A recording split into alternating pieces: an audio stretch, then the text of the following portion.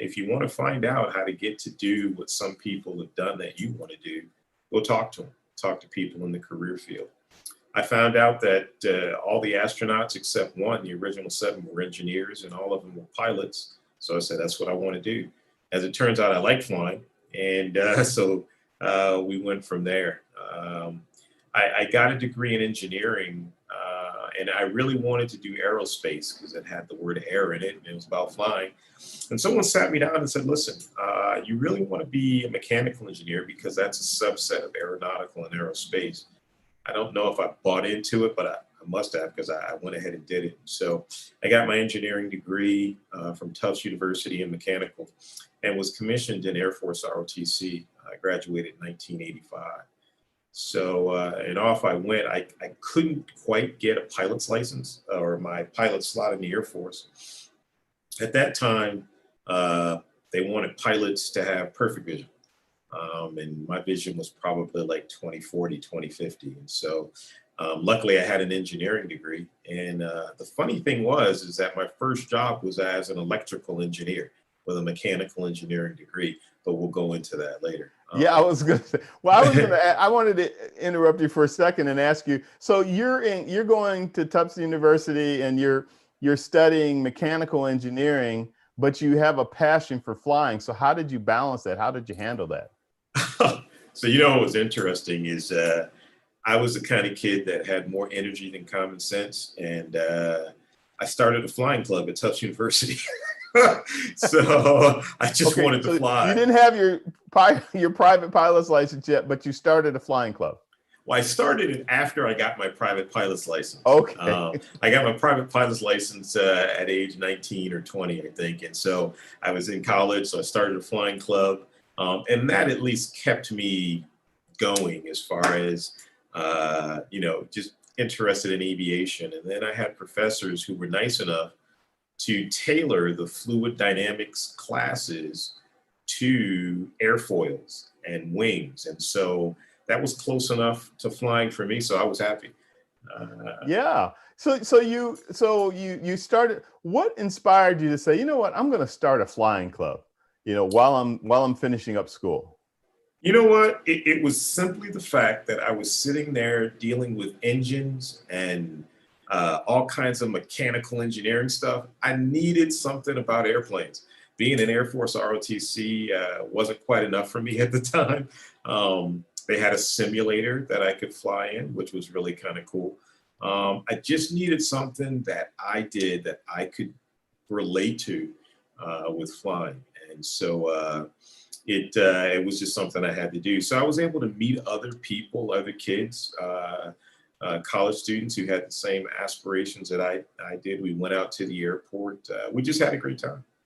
Yeah, and so with the flying club and in Air Force ROTC, in terms of talking to today's generation of future flyers and even current flyers that may be still in college and working on a degree towards their aviation career, the ROTC program, do you think that's a good way to go? It certainly is. Back when I went to school, it was very expensive, and I was able to get a full scholarship for college. Now I think, and I can't remember, but they do it in tiers. So depending on which tier you qualify for, you can get a significant amount towards your college education. And so for me, it was an avenue to fulfill a dream. And oh, by the way, I got to take a little stress off my mom by getting college paid for, except for room and board. I had to pay about $2,000 a semester to eat and sleep. So how did you overcome everything, overcome the obstacle once you got in the Air Force and really started to serve? That's really an amazing question. I knocked on doors. Again, I was one of those people that was full of more energy than common sense. And I just wanted to fly. So I let everyone know I wanted to fly. It was about 3 years into the situation where I kind of became discouraged. I'd gone to the Guard. I had a mentor who, his name is General Russell Davis. I knew his brother, his brother told him about me. He saw, the things I'd done, and he and I just kind of became friends. He was a great mentor. I applied at his unit. Turns out that my eyesight again was a barrier. They couldn't get a waiver for me. And so around about 88, I began to feel like this just wasn't going to happen. So I had at the same time, and this is kind of what goes in with, as you're preparing for your career, do other things, help as many people as you can, and just get involved in the community. As it turned out, my work in the community at that time, San Antonio, Texas, where I was stationed, someone took notice and said, "Hey, I understand you want to go to pilot training." I said, "Yes." And he talked to someone, and they looked at my records. And long story short, I was given what is called an administrative exception to policy. My eyesight was good enough that once I was a pilot in the Air Force, I could go ahead and keep flying. And Wow. so that's called Standard 1A. To get in, they had something called Standard 1. And so one of the same people I had sat on the desk and said, "Hey, can't you just give a brother a break?" He outlined on a piece of paper and said, "Derek clearly meets flying class 1A and is therefore qualified for pilot training." And that took an okay from a 4-star general. That was a friend who knew a friend who spoke to the 4-star general who didn't know me, but took a step to trust me because of what his friends had told him. So off I went in 1988 in August, proud and scared. One of my best friends, we'll talk about him later, had just gone to pilot training, I think in '87. His name is Michael Anderson. Some of you may know him. He was astronaut killed on the Space Shuttle Columbia. But he and I were really good friends in San Antonio. And so I had the benefit of having basically gone through pilot training with him. And then when I went through pilot training, I had all that experience behind You knew me. what to expect. I did. Yeah. And that's, again, mentoring. Yeah. So coming back to the community factor, you use the term community. So you're saying that when you were trying to get to become a pilot or get into flight training, and you were dealing with all kinds of challenges to overcome that one obstacle, you got involved. In what ways did you get involved? What did you do specifically that kept your name up front, besides knocking on doors and saying, "I want to be a pilot, I want to be a pilot"? So, not so much up front, but one of the things I did is I wanted to pledge a fraternity when I was in college, and I was just too academically involved. But I pledged a graduate chapter of Kappa Alpha Psi, the greatest fraternity out there. And That's debatable, but go ahead. yeah. But just met everyone in the community through there. I went on marches, Cinco de Mayo. We would clean up parks and work on houses and help them rebuild houses that were broken So you down. did real community work. You're talking about actually out in the community. Yeah. And that plus the fact, and by the way, one of the gentlemen who helped me was someone who I met through Kappa Alpha Psi, and also I knew him because he was an Air Force officer, and I became a member of the Tuskegee Airmen organization. You know me, I had to have something about flying. Yes. And eventually became president of that chapter in San Antonio. But again, just through that organization and just doing works through that and lifting up the names, I met one of my great mentors. His name is Fred Gregory. He was one of the first, he was the first Black space shuttle commander, one of the first space shuttle pilots. He was in that class and just been a great mentor for me. And it was through all that I got the phone call one day. "Hey, I heard you want to be a pilot." And I just thought, yeah, okay. This was after I'd kind of given up on the idea that it wasn't going to happen. And within 2 days, I was deemed qualified to compete on a board and got selected, and off I went. Yeah. What was military flight training like? Was it tough? You said you kind of had a heads up on it because of your friend prior, going through it the year prior. But did you find it easy or hard for you, or was it a natural? So, so let me tell you, as you said, I have an undergraduate degree in mechanical engineering. I have two masters. Um, Undergraduate pilot training was the hardest thing I had ever done in my life. Um, and it wasn't because the things they ask you to do is hard or are hard. It's because you are evaluated every single day. And just being looked at and evaluated every single day for me was one of those things that was pretty tough. And they expect you to perform every single day. I mean, you have some down days and they kind of understand your body of work means X. And if you don't do it particularly one day, they'll take a look at you. And you fly sometimes 2 times a day, so you get a chance to clean that up. But it was literally the hardest thing I'd ever done up to that time. So, that's pretty interesting because I'm just thinking ahead, and I'm thinking about the fact that you really had some challenges. You overcame them. You got into flight training. It was tough, but you powered through that. At what point did you say, "Oh yeah, and by the way, besides flying airplanes, I'm kind of interested in going out into space"? So, that was since age 6, right? And so I'm that guy that I'm full of more energy than common sense, right? So I was able to kind of just put my head down and say, I was one of those guys, ignorant enough to say, if other people can do it, I can do it. My mom instilled that in me. And I looked at people. I was blessed to have people that just, I crossed their path, they crossed my path.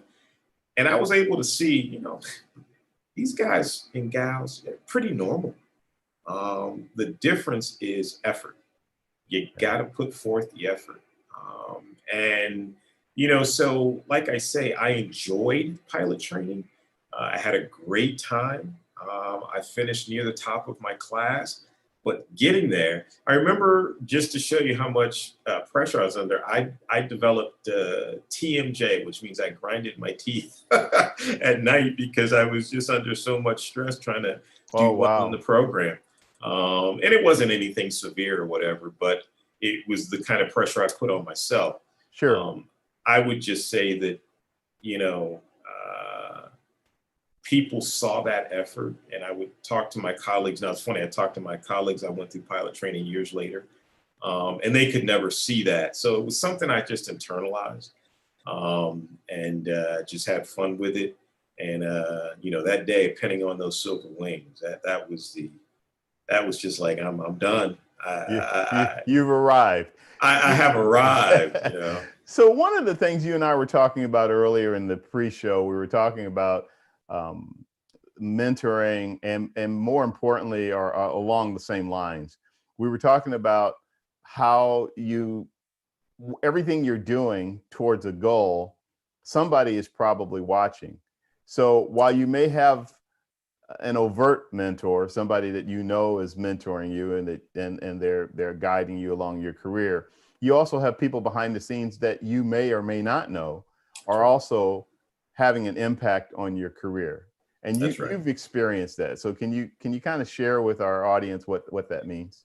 So this is something pretty near and dear to me. I've had, throughout my Air Force career, people that were looking out for me, that kind of saw this little kid who was full of more energy than common sense, and needed some guidance, and would kind of help me through, and would watch from a distance, and just provide that little, hey, pick up the phone call. This guy needs a chance, or this is someone you can trust. He'll do a great job. And then there were the direct mentors that told me how to navigate those things. Um, Probably my most stark example was going into NASA. My best friend, Michael Anderson. Uh, Funny, when we first met, we were just flying little piston aircraft. Neither of us told each other we wanted to be an astronaut. Um, we Hmm. both knew we wanted to be Air Force pilots. He got in. He had a pilot slot when he was in college and lost it because he stayed an extra 6 months to get a double degree. I couldn't get one because of I didn't have 20/20 vision. So he got in and was out flying. I went to pilot training, and he would check up on me. When I went to NASA, he was, let's see, he got selected in 1997, I believe. And I was at, or 96, and I was at Vance Air Force Base as an instructor in a T-38. He called my room, my flight room, and just said the words, "Deke, I got it." And I screamed like a little child, right? Lost all my cool in front of my students, right? Right. And went back into my office, and he went up on his first flight, I think, in '98. So I got a second master's degree in 2000, and then I applied in 2002. So you were how old when you applied? I was 40. Okay. I was 40. And did that ring any bells with you, or you say, what am I doing? Or was it just something that you always wanted to do and you were still within the realm of doing it? I was still within the realm of doing it. And I met people along the way who had told me, because I thought the same thing, like, you must be too old. No, they were accepting guys that were my age and older. So I thought, oh, well, this is great. And it was just a lesson, a valuable lesson for me, is you never say no, right, unless someone tells you no. And even then, you don't stop. But anyway, I put my package in. It takes about 2 years for this whole process to go through. Right. My friend Michael was on the board, even as his mission kept getting slipped, his second mission. And one of the things that was hard for me was that Michael would not score my package, even though he was on the board to score the package. And he said, no, I want the process to be the process, so we're not going to score your package. But I put him as a reference, and he said, if anyone asks me, I'll tell them it's a no-brainer. You should get deep. So my package goes through. He dies in January, February of 2003. Mm-hmm. I actually was blessed. I was very honored. I did his eulogy at Arlington Cemetery. Oh, wow. And I was there at the event with his wife and his children, and it just left a mark with me. And I remember one question. I got interviewed, and they said, do you still want to do this? And just full and open honesty here. I'm a devout believer in Jesus Christ. And I believed that, you could leave this earth at any point in time. And God wasn't finished with me yet. And just like the witnesses in the Bible who were prophesying and testifying of God, no one could kill them until their job was done, and God then allowed them to die. And I just simply said that, my wife has always been behind me. And I don't know whether it was because she found out how much I was worth in insurance money or not, but she always supported me. And I said, I'm just going to do it. Let's hope there was more to it. Yeah, well, yeah. She's the best, my best friend. She is. I've met her a number of times. You have a wonderful wife. But so you're asking me about these people behind the scenes. So 2003 February, I did that. Didn't really understand that the head of the astronaut office was standing beside me on the podium as I was giving the thing for Michael at Arlington. Yeah. At Arlington. And so whatever I said meant something to him, and he probably thought I was able to do a fairly good job. But anyway, later, as my package kept going through the program or through the process, I got a call in July. Hey, Derek, we'd like you to come down here and interview. Right. So now my heart just about jumping out of my chest. Right. And doing this thing for the White House and Congress in general, you can't just say, hey, I'm leaving. Although I'm sure they would let you go. Hey, I got a flight. I got an opportunity to go interview at NASA. Can I miss this flight? So I told them, I'm kind of busy. I don't think I can make it in August. And so they scheduled me for mid-November. Oh, wow. Now I got to tell you. So I was in the last interview group, or the next to last interview group. I can't remember. When I got there, they looked me straight in the eye and they told me, we have never had anybody tell me we're too busy. So I was just one of these guys that, hey, listen, I was a straight shooter. So I Right. go through the process, and there's a lot of people, as you can see, that I didn't know, that had input, that knew me, that Michael had talked to, that others had talked to, that I didn't know that my package made it through when it was one of these packages that seemed interesting enough that they selected me to come in and interview. So Almost I go through. references, almost references that weren't official references that you had listed or anything. These are Absolutely. just, yeah. Absolutely.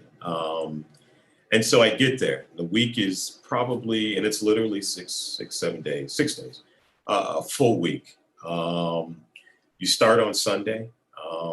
They tell you, listen, it's not the safest thing in the world. Something happens every 115 events. Then they showed you how much you get paid, and it ain't much. And they said, so you're not going to get rich. And then they give you a bunch of other things that they tell you, and then they put you in front of a 6-hour, 7-hour battery of tests. 1 hour of it is cognitive, and the rest of it is to see if you're cuckoo or not.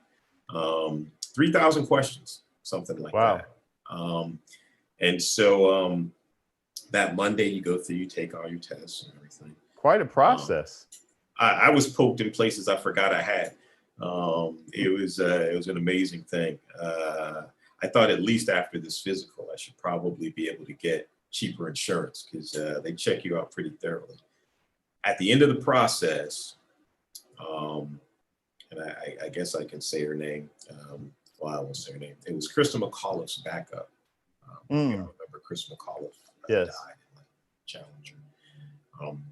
She had an astronaut. She met me at a social we were having, and she basically told me, and I was like, and she just. So at least cool. at that point, yeah, be cool, act like you've been here, At that point, I think she was just telling me that the board liked what happened. So I got home, got to the hotel that night, called my wife. Again, I didn't know this woman from Adam. She was on the board, but she was looking out or interested, or at least saw something in me. So my wife and I, we contacted a realtor and we found a house not too far from my buddy's widow. And so that was November. In January, I got the "we regret to inform you" notification. Oh, wow. And it was my eyesight. So the board thought that I was one of the possibles, and the way they do it is the medical, they look at it and then they kind of chip away at what on the board, and that's what's left, that body of people that they say can come in. So once again, it was my eyesight, and basically it was like, it was good for the Air Force, but when you're flying up in space, there's certain things that just can't. They can't waver on. Yeah. So Deke, one of the things that I try to make it a point of with these aspiring young aviation professionals is that we all kind of try to chart our path based on our passion, our desires, our interests, and that type of thing, and what we think we want to do. And my point about that is that your focus had always been to be a pilot. You finally got that opportunity, and you started, you completed flight training and you started flying. But you ended up in a program in the Air Force that few are selected for or are become involved in. And I doubt, you can correct me if I'm wrong, if you even saw that coming in your early stages of flying, that you would end up in this program that has to do with VIP transport and, for all the way up to the president. So you're absolutely right. I had pretty much decided to get out of the Air Force at that time. They asked me to move to a place where I would be separated from my family, and I had to make a decision. And the decision was to not go. And so I interviewed at a bunch of places, civilian, and one of the places I interviewed was at the DC Guard unit at Andrews Air Force Base, who did this VIP transport for White House, Congress, and other dignitaries. And so I interviewed with them probably in October, and I put my paperwork in July. I wanted to give the Air Force 6 months. And so December 31st was coming up right around the corner. And so one of the things that happened was this colonel that I did work for in the Pentagon saw me in the walkway and said, "Hey, Deke, I heard you're getting out. I want you to come work for me." So I worked for him. And so this was the week before Christmas, between Christmas and New Year's. He turned all my paperwork around and I worked for him. While I was working for him, the DC Guard called me up and said, "Hey, if you want to slot with us, you can have it." And it was just a turn of events where people who knew about you, because they want to check you out before they say, "Come into our unit." And people that knew me and spoke up about me and things of that nature said, "Come on in." And it was probably one of the coolest and best flying assignments, a lot of hard work that I had. And if you told me back when I joined the Air Force that this was something I was going to be doing, I just laughed in your face. But again, even as I progressed through that menu, I had a lot of people who were mentoring me. General Hopper, great mentor, would just give me advice. General Lyles, not a non-flyer, but just giving me leadership advice. So let's give our viewers an idea of what VIP operations are really like in the Air Force, because there is little margin, if any, for error, and it's very demanding because you never know when you're going to be wheels up or when you have to do a special covert type of operation of flying somebody somewhere in total secrecy because of the sensitivity of it, et cetera, and so forth. Can you speak on that a little bit? Yeah, so a couple of things they don't want to hear. They don't want to hear "oops." They don't want to hear "oh, my bad." So listen, it was a very high degree of precision, but it became a part of your being. So it wasn't something that was just, at least for me, it wasn't like stressful. We had a great bunch of people, a great bunch of maintainers. And the crews that I flew around with, the flight engineers, the guards that we carried when we went to these places, it was just great. What I got to learn, to be honest with you, is every place I went, there wasn't one place I'd ever been on any of these trips. South America, all around the world. We did a couple of around the world trips with congressional delegations. I used to always think these guys are on these trips, and I don't, when I didn't fly it, I would think these are boondoggles. But these trips are very meaningful. And after we flew these people to these locations, the crew, we had sometimes 16-hour days. We'd get off the airplane and I could not wait to get to bed. These folks would tighten up their tie, walk off, and that's when they would start. And so that was pretty revealing to me that our leaders were pretty hard workers. Sure. And it took and you dealt with this both, I think, and again, I'm trying to remember things that I read about you and that you told me about, but you dealt with this both from the Pentagon and also from the base.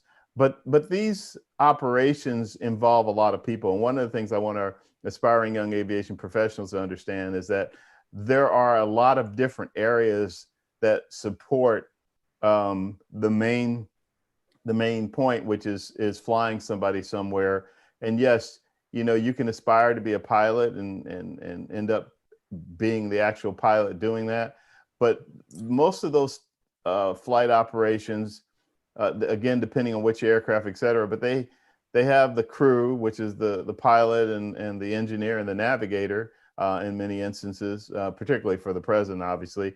But there's also maintenance and technicians, and because these aircraft have to be at the ready 24/7. And as you said, there can't be an oops. And if there is a mechanical, there has to be a backup, because the dignitary and all of the things that are set up in advance for that person, that VIP, to go somewhere, they have to stick to that schedule. And the other thing that I know is a consideration is that these guys usually have schedules that are super tight because they're really busy. So they're doing a succession of things. And if one thing gets thrown off, even by minutes or whatever, then it can throw off the rest of their schedule for the rest of the day or the week, or et cetera. So tell us a little bit about that. Yeah, I was there for 7 years, and I cannot think of one single time that we ever delayed a flight. I had a buddy of mine when I was at the Air Force, when I was at the Pentagon. I would work the requirements for Air Force One and the rest of the fleet, and the VIP fleet, which meant that when they submitted a budget or they wanted an upgrade to the aircraft, that I was the one that brought that forth and fought for that, and was able to secure that for them, and then they could operate for the year. And we do that year after year. One of the friends I worked with, his name was George Pavelko. He was a navigator on the Air Force One. And he told me that one of the things they prided themselves in was when that clock struck whatever, when they told the president, we're going to be there at 2:15, their wheels would stop at 2:15. That's how accurately they had to plan these flights. They had charts to show their taxi speed and times they were supposed to be at a certain point on the airfield, just to get the president. This is after landing, just to get the president to his place on time. And with our dignitaries, we did the same thing. And there were just tons of people. I had to get a security brief on missions, and we had flight attendants who they would cook the meals. They wouldn't go out to a store and get pre-cooked meals. They would actually make these meals. Hand make them and have them ready, and then chill them. And they would be tailored to each VIP. Before every mission, we'd go to the office. We did a lot of congressional delegations, and they pick out we had a menu for them, and they pick out what they wanted, and then the flight attendants would go shop, and they would make the meals for them. And this saved tons of dollars. I mean, getting prepaid meals is very expensive, and pre-prepared meals. Sure. And they'd make it from hand, from scratch, and they were the best at it. And so there were the flight attendants, there were security guards who, when we stayed with the aircraft, they'd fly with us. We'd go in and sleep in the hotel. Unfortunately, they remained at the aircraft with night vision goggles, and their guns, just roving the around the aircraft, making sure that nothing bad happened to the aircraft before we took off the next day. Like I said, we had people who plan the flights, that when you go over these countries, you need to get what we call diplomatic clearance. And so we had a current operations branch that planned the flights, and with painstaking detail, get all those things set up so that when the flights flew, we had our flight plans, they went off without a hitch. And so there were literally hundreds of people per flight that made that flight happen. And we were just the people that executed it at the end. So I'm a young person. I just, I'm finishing up college. Maybe I'm in the ROTC program, and I'm going into the service. And counter to what I said earlier, in my case, I kind of know that I would love to be involved in VIP transport for the Air Force one day. What do I need to be doing in the early stages of my career to lay the groundwork for that possibility? Well, it's kind of like what I said at the beginning, right? First of all, go talk to people who are doing it right now. But really, the things you need to be thinking about is have your bags packed. The road to where you're going to go is sometimes fraught with quick moves. And so what I would say is be ready to go and attack that next challenge. It may not mean a move, but it may mean that in your mindset, you can't be just satisfied with the status quo. The next thing I would say is be an expert where you are, because that job you're going to get, that name you're going to make for yourself, means that people need to know whatever it is that you're doing, you're going to work your fingers to the bone for them and make them look good, make the product shiny. And so I would say, as a pilot, when you come in, become that instructor, become that examiner, take that desk job. because as you progress in leadership, people are going to want to know that you can do some administrative work as well. I'm sorry, I'm a Because jet jockey. Take a desk job? yeah. I got to tell you, um, so, and you know what you will find, and particularly in the Air Force, is there's a ton of things. We are the Air Force, and we fly, fight, and win. But there is a ton of things, like I said, that go into making that thing happen. And if you don't know what it is these people you are leading are doing, you're not going to be a very effective leader. You're not going to be a very compassionate leader. And if no one's following you, trust me, you're not leading. So, Well you know, said. doing all those things, I think, is trying to get you to your next position. You shouldn't look at your next position. Everyone always says this, but it's true. Just work like the Dickens where you are. Um, and believe me, people will promote you. I'm the benefactor of that big time. And they'll move you along. And that's just as a pilot, right? If you're gonna be the current ops person, right? Take that hard mission to plan. If you're gonna be the maintainer, work overtime to get the job done. And when you're finished doing what you're doing, make sure your area is clean. Make sure that plane is spotless. Make sure it looks great, so it looks like no one just fixed the airplane. Just be the expert, and be that hard worker, and you will get your goal. My mom used to tell me. At first, I took it as an insult. She said, "You know, they're not going to let a dummy fly an airplane." And I thought, ouch. Yeah, yeah, You know, Mom, I wanted to lay my head on your shoulder and, feel a tender love, But what she meant was is just right. study hard.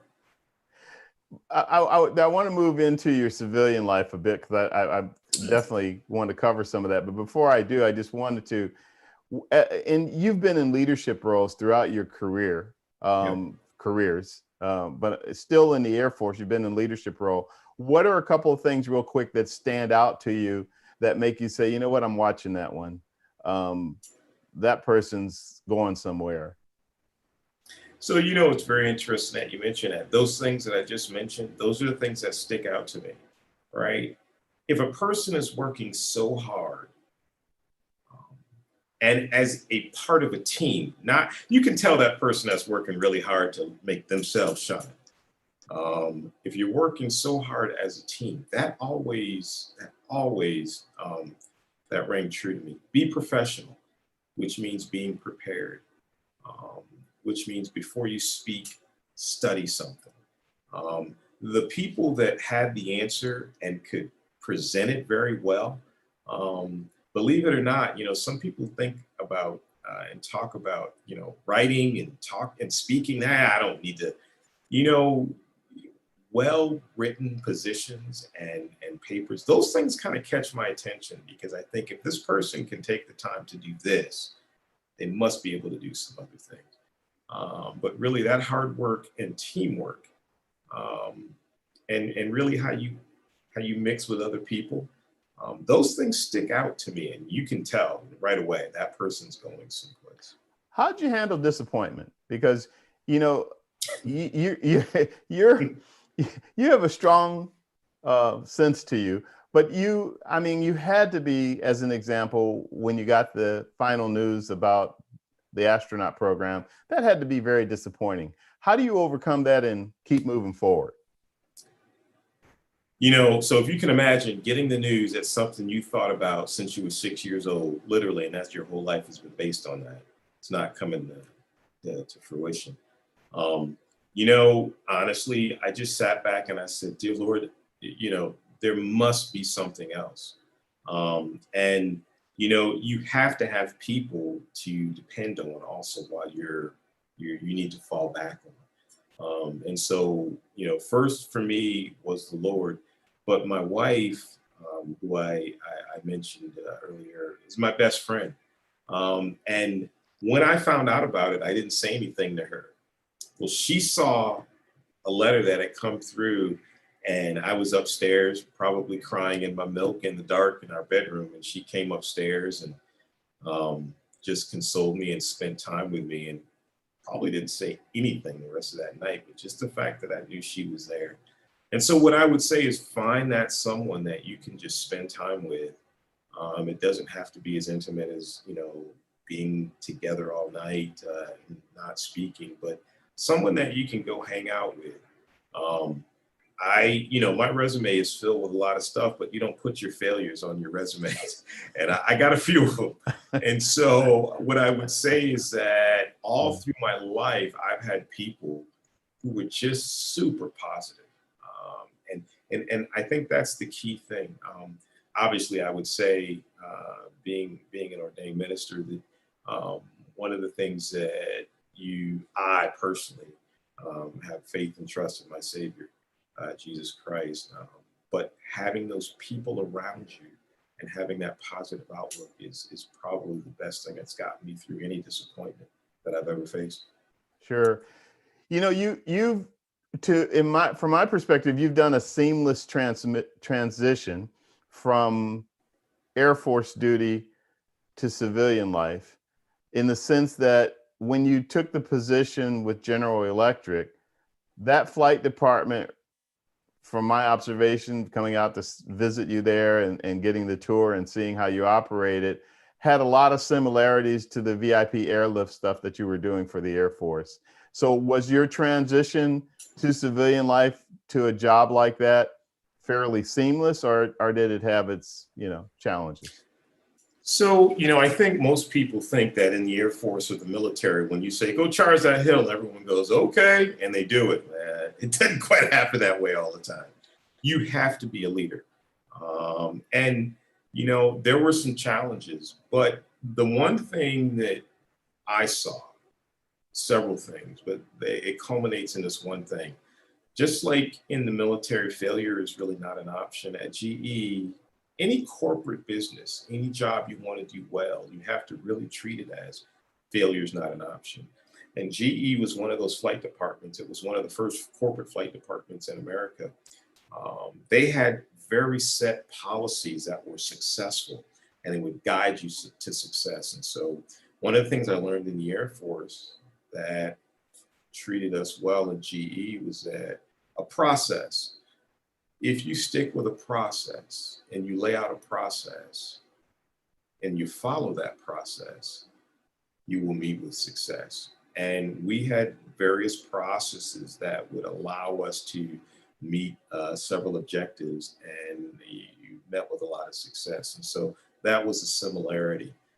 And so that part was seamless. The people were pretty much the same because they were just as dedicated as any military person I'd ever run up against.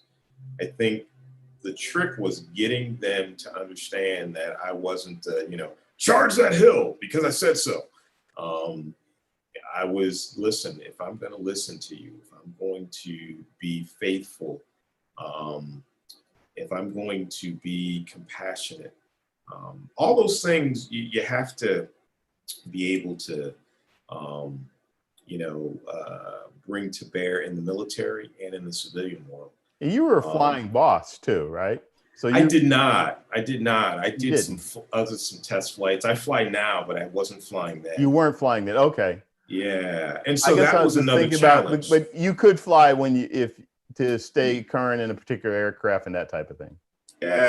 Not so much, but I could go flying with the crews to experience what they were going through, and that was one of the challenges I think that I mentioned, right? Because they had to know that I was a crew dog just like them. Okay. And I had successes there, and I had failures there as well. Yeah. So yeah. I don't want to let this slip through while we're wrapping up the show in the next 10 minutes, but you're also rotor wing. When did that come into the picture? When did you get your helicopter? So that was a bucket list item. And I got my helicopter license just prior to 9/11. Oh, wow. As a matter of fact, I started it that summer and I finished it that fall. And as you can imagine, people weren't too friendly with helicopters buzzing around low level in the DC area. And so I started it there at an airport just south of Dulles, and I moved up to Maryland. So I would drive up to Maryland an hour and a half to get my helicopter license, and finally finished. But that was a bucket list item, and I got to tell you, I don't have very many helicopter hours, but I got to tell you, man, I really respect a good helicopter pilot. Yeah. The precision it takes to do that thing. Well, we were talking about Marine One earlier. Oh, and, yeah. and the guys that fly and land with pinpoint accuracy on the south lawn of the White House. With everyone in the world watching them. With everyone watching, exactly. You know, you can't mess up with the president on board. No room at all. Yeah, No room at all. yeah.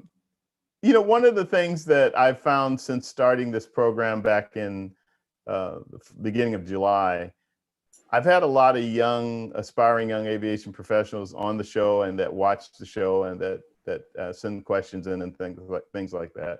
And the biggest challenge for them has been COVID-19. It has been the effect of the pandemic on their career. If you can imagine being a senior in college and you're on track and you're in flight training and you're getting your different, you know, your commercial and your multi and all those kind of things. And then bam, you know, you get hit with this. And now, you know, the airlines are furloughing people. And so that pilot track you were on has come to a screeching halt. Now, you and I know, and anybody that's been in this industry long enough, we know that, you know, this too shall pass. And before we know it, we'll be talking about, in fact, they're already starting to talk about the shortages that we expect in terms of pilots, mechanics, avionics technicians, et cetera. That won't be far from now when that comes back into play.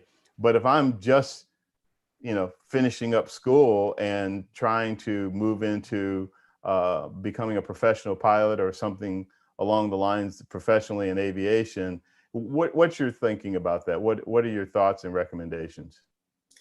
So that's a really good question, Vince. You know, I think one of the things that I would stress in this is not look right in front of you, but look long term and understand that these shortages are coming. And if your bags aren't packed, and that means if you aren't prepared to move quickly into these locations where you're going to be needed and to fill in, you won't be ready and you may miss the train. And so I would say if you can't just hold on right now and maintain that currency, do those things that are going to help people. Because one thing I found, once you start helping people, people immediately want to start helping you. Now I say immediately, but I mean when they get the opportunity. Sure. And so I would say, don't look near term. Start looking far term. Do your research. Understand what it is that gets you to your goal. Building hours as an instructor, we have found that a lot of people don't like.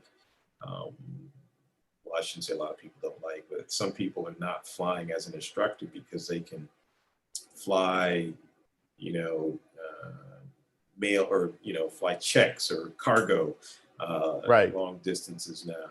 I would say look at that instructor job. It's a very tough thing, but I tell you, it'll put you on the top of your game, being an instructor. So look into doing things like that. That'll never get old. It really won't. Yeah, you had mentioned too earlier in our conversation, and the term networking is used all the time and sometimes loosely, but you mentioned about for the areas that you're interested in, of staying in touch with people in those areas, as you said, because the relationships that you build, you never know when one day you may get a call from somebody or an email saying, hey, we just had such and such happen, and can you come in and talk about it? And maybe we have a position for you and that type of thing.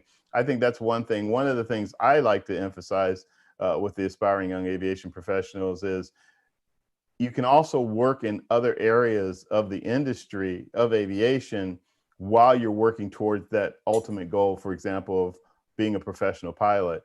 So, you know, if you, coming back to what you said, mechanical engineering, electrical engineering, whatever the case may be, you can work somewhere else and still while you're building your hours as maybe a flight instructor until you get to the point where you can then step forward with that. And that may send you in a whole nother direction. I've talked to people that started out wanting to be a professional pilot, ended up going to law school, and now they're an aviation lawyer, et cetera. That's right. That's right. And, the question you asked and you brought up a point.